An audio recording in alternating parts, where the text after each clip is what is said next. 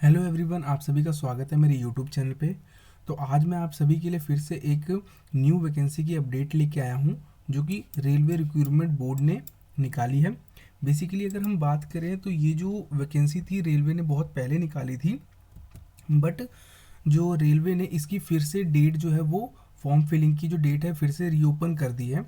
अगर हम बात करें तो ये 9 मार्च 2024 को ये वैकेंसी जो है निकाली गई थी, जिसकी लास्ट डेट थी 8 अप्रैल 2024। पर अब अगर हम बात करें तो ये 2 अक्टूबर से 16 अक्टूबर के बीच में रेलवे ने फिर से चांस दिया है बच्चों को कि आप इस फॉर्म के लिए अप्लाई कर सकते हो, यानी कि 15 डेज़ का टाइम फिर से दिया है रेलवे ने। अगर हम बात करें 17 से 21 अक्टूबर, अगर मान लीजिए कोई भी फॉर्म फिलिंग में आपकी गलती हो जाती है तो 17 से 21 अक्टूबर के बीच में आप 250 रुपया पे करके अपनी कोई भी करेक्शन को करेक्ट कर सकते हैं। वहीं पे अगर हम बात करें तो इसमें जो वैकेंसी थी वो टेक्नीशियन ग्रेड 1 की है और टेक्नीशियन ग्रेड 3 की है, जिसमें हमारे पास इनिशियल पे लेवल हमारे पास टेक्नीशियन ग्रेड 1 में 29,200 मिलेगा। वहीं पे टेक्नीशियन ग्रेड 3 में 19,900 रुपये इसका पे लेवल होगा।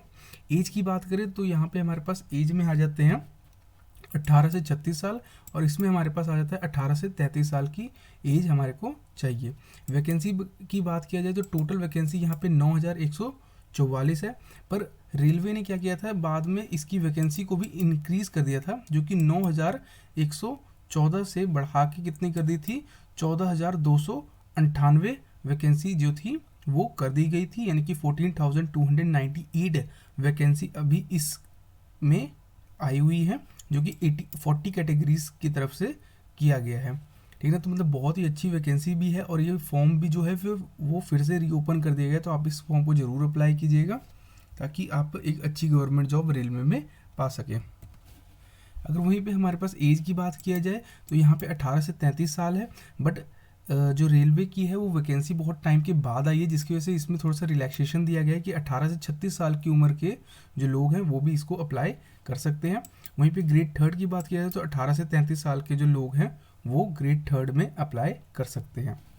और यहाँ पे आपका एज ग्रुप दिया हुआ है कि अगर आप 18 से 36 में हैं, अनरिजर्व कैटेगरी या फिर ईडब्ल्यूएस में, तो आपका डेट ऑफ बर्थ किस से किस डेट के बीच में होना चाहिए। वहीं पे अगर आप ग्रेड 3 के लिए अप्लाई कर रहे हैं और अगर आप ओबीसी में हैं तो आपकी जो एज होनी चाहिए वो 2 जुलाई 1988 से 1 जुलाई 2006 के बीच में होनी चाहिए। तो आप जिस भी कैटेगरी में जो भी फॉर्म अप्लाई कर रहे हैं और जिस भी कैटेगरी में अप्लाई कर रहे हैं तो उसके हिसाब से अपनी डेट ऑफ बर्थ चेकआउट कर सकते हैं।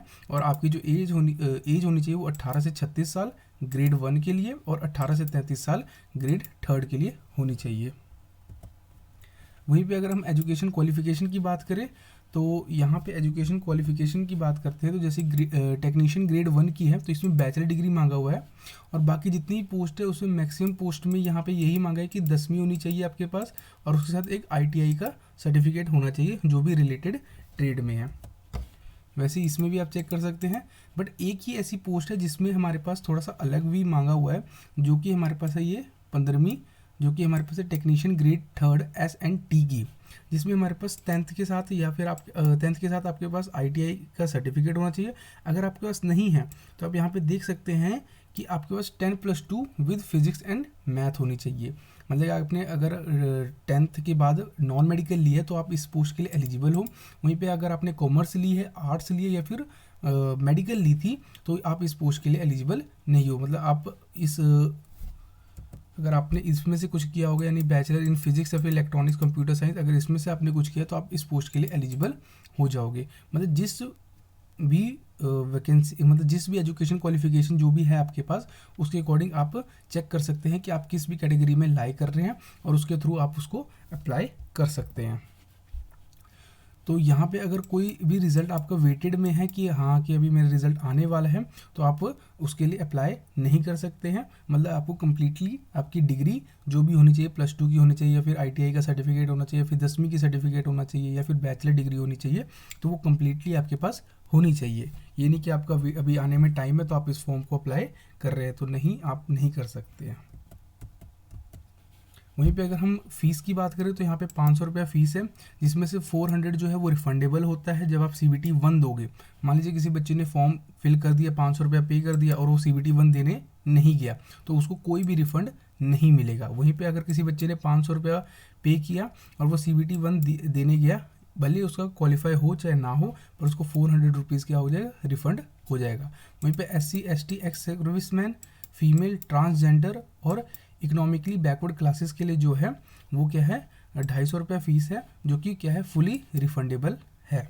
कब? जब आप CBT 1 दे देंगे। वहीं पे रिक्रूटमेंट प्रोसेस की बात किया जाए तो सबसे पहले आप फॉर्म को अप्लाई करेंगे, फिर आपका कंप्यूटर बेस्ड टेस्ट कराया जाएगा, उसका डॉक्यूमेंट वेरिफिकेशन कराया जाएगा, फिर मेडिकल टेस्ट कराया जाएगा, और ये सब तीनों स्टेज को क्लियर करने के बाद ये आपको जॉब प्रोवाइड कर दी जाएगी। और कोई भी एग्जामिनेशन की जो शेड्यूल है, वेन्यू है, उससे रिलेटेड कोई भी इन्फॉर्मेशन जो है वो RRB की वेबसाइट पे आ जाएगा, या फिर SMS या फिर ईमेल, जो भी आप फॉर्म फिलिंग में डालोगे उसके थ्रू आपको पता लग जाएगा। वहीं पे अगर कोई भी तरह की जो जैसे कि पोस्टपोन करवाना है, जैसे आपने कोई भी आपका एग्ज़ाम, जैसे अपना रिटन एग्ज़ाम है या फिर डॉक्यूमेंट वेरिफिकेशन है, अगर आप उसकी डेट पोस्टपोन कराना चाहते हो तो ऐसा कुछ भी नहीं होगा रेलवे की तरफ से, या फिर वेन्यू, डेट और शिफ्ट में अगर कोई चेंजेस करवाना चाहते हो तो ऐसा भी कुछ नहीं होगा। मतलब जो भी डेट, टाइम और शिफ्ट आपको दे दी जाएगी, ठीक है ना, आपको उस डेट, टाइम और शिफ्ट पे वहाँ पे प्रेजेंट होना पड़ेगा। उसके बाद अगर हम CBT की बात कर लेते हैं, कंप्यूटर बेस्ड टेस्ट की, जो कि टेक्नीशियन ग्रेड 1 वालों के लिए है, तो इनके जो एग्ज़ाम पैटर्न और सिलेबस की अगर हम बात करते हैं तो सबसे पहले यहाँ पे हो जाएगा 90 मिनट का इनका पेपर होगा, यानी कि 1.5 घंटे का, जिसमें 100 क्वेश्चन इनको अटैम्प्ट करने होंगे। 1/3 इसमें नेगेटिव मार्किंग होगी और नॉर्मलाइजेशन करके फिर जो मार्क्स होगा वो दिया जाएगा, क्योंकि बहुत सी शिफ्टों में एग्ज़ाम कंडक्ट कराया जाएगा। वहीं पे अनरिजर्व और EWS वालों के लिए 40% जो मिनिमम पासिंग मार्क्स है, OBC के लिए 30%, SC के लिए 30% और ST के लिए 25% जो है वो मिनिमम पासिंग मार्क्स है। मतलब ये पास हो जाओगे आप, वो जनरली होगा, पर जितना मतलब आप अच्छा नंबर, अच्छी स्कोर करोगे, उतने ही चांसेस आपके बढ़ेंगे जॉब को पाने के लिए। वहीं पे PWD कैटेगरीज को 2% हर एक, मतलब कि अगर कोई बच्चा PWD है और उसका अनरिजर्व में आता है तो उसको 38% ही लाने पड़ेंगे, OBC में आता है तो उसको 28% लाने पड़ेंगे, यानी कि 2% का और भी रिलैक्सेशन मिल जाएगा PWDs को। वहीं पे marks scored in CBT shall be counted for short listing of the candidates further stages, मतलब कि जो कंप्यूटर बेस्ड टेस्ट होगा आपका, उसके मतलब मार्क्स को कंसीडर करके ही आपको अगले स्टेज के लिए लिस्ट आउट किया जाएगा। ये जो है टेक्नीशियन ग्रेड 1 वालों के लिए जो है एग्ज़ाम पैटर्न है, जिसमें जनरल अवेयरनेस के 10 क्वेश्चन होंगे 10 नंबर के, जनरल इंटेलिजेंस और रीजनिंग के 15 क्वेश्चन होंगे 15 नंबर के, basic of computer and application 20 question होंगे 20 नंबर के, मैथ्स से आएंगे 20 क्वेश्चन 20 नंबर के, और बेसिक साइंस एंड इंजीनियरिंग से 35 क्वेश्चन आएंगे 35 नंबर के, यानी कि टोटल हमारे पास हो गया 100 क्वेश्चन 100 नंबर का, जो कि आपको 1.5 घंटे के अंदर कंप्लीट करना पड़ेगा। वहीं पे PWDs के लिए एक्स्ट्रा 30 मिनट्स भी दिए जाएंगे।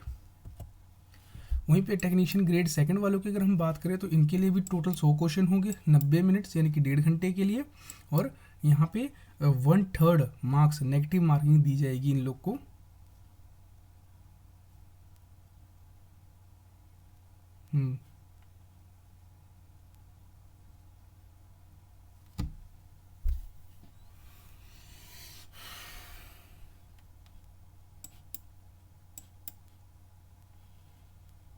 Minimum passing marks for percentage of eligibility 40%, OBC के लिए 30%, SC के लिए 30 और 25% होगा ST के लिए, और 2% दिया जाएगा PWDs को।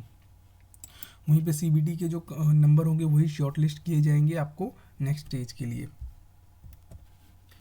वहीं पे अगर हम मैथ्स की बात करें तो मैथ्स में यहाँ पे 25 क्वेश्चन आएंगे 25 नंबर के, जनरल इंटेलिजेंस की अगर हम बात करें तो 25 क्वेश्चन आएंगे 25 नंबर के, वहीं पे अगर हम जनरल साइंस की बात करें तो 40 क्वेश्चन आएंगे 40 नंबर के, जनरल अवेयरनेस की बात करें तो जिसमें से 10 क्वेश्चन आएंगे 10 नंबर के, यानी टोटल 100 क्वेश्चन हो जाएंगे 100 नंबर के 100 क्वेश्चन हो जाएंगे 100 नंबर के। 90 मिनट्स यानी कि 1.5 घंटा आपको दिया जाएगा, और 30 मिनट्स एक्स्ट्रा दिए जाएंगे PWDs को। ये कुछ वेबसाइट्स है जहाँ से आप जाके इस फॉर्म को अप्लाई कर सकते हैं। जिस भी नियर बाय स्टेट या फिर रीजन में आप रहते हैं उसमें उस वेबसाइट पे जाके आप इसको अप्लाई कर सकते हैं। तो ये जो थी ये कंप्लीट डिटेल वीडियो थी। ये जो वैकेंसी निकाली है रेलवे ने, इसके फॉर्म बेसिकली क्या हुए हैं, रीओपन किए गए हैं रेलवे की द्वारा। मतलब कि ये जो फॉर्म थे ये 9 मार्च से 8 अप्रैल के बीच में, मतलब कि इसकी एप्लीकेशन जो अप्लाई करने की डेट थी वो ख़त्म हो चुकी थी। पर जो रेलवे है उन्होंने देखा कि मतलब वैकेंसी इंक्रीज़ हुई है, तो वैकेंसी इंक्रीज़ की हुई है तो फॉर्म भी क्या होने चाहिए, इंक्रीज़ होने चाहिए। तो इन्होंने फिर से क्या कर दिया, इसको रीओपन कर दिया। तो आप ज़रूर से ज़रूर जाके इसको फॉर्म को अप्लाई कीजिएगा, ताकि आपको रेलवे में बहुत ही अच्छी एक गवर्नमेंट जॉब मिल सके। तो मिलते हैं नेक्स्ट वीडियो में, नेक्स्ट किसी नोटिफिकेशन के साथ। Thank you.